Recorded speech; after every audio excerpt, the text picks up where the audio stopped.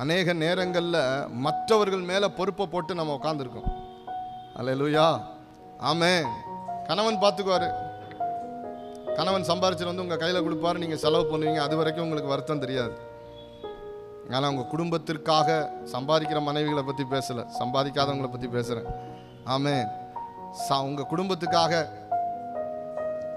நீங்களே சம்பாதிக்கணுன்ற ஒரு நிலை வரும் பொழுதுதான் உங்கள் கணவருடைய மதிப்பு தெரியும்.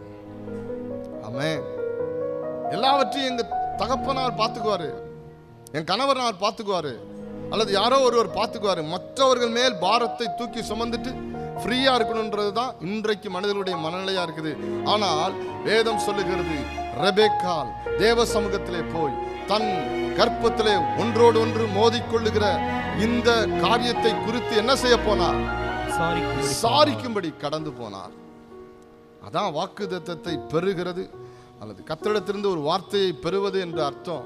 விசாரிக்கும்படி கடந்து போகும்போது கர்த்தர் அவளோடு பேசினார். ஆமென் சொல்லுங்க. கர்த்தரிடத்தில் நீங்கள் விசாரிக்கும்படி போகும் பொழுது உங்களுக்கு மறு உத்தரவு கிடைக்கும். ஆமென். நான் கர்த்தருக்கு மகிமையா சொல்றேன்.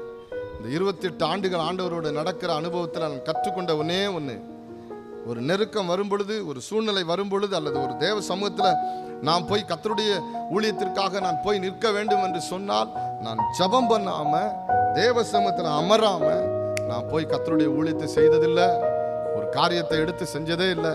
நான் ஆண்டவருடைய பாதத்தில் உட்கார்ந்து இருக்கிறேன். நான் பாதத்தில் உட்கார்ந்து இருக்கிறதுனால் தேவ சத்தம் எனக்கு உண்டாகி இருக்கிறது.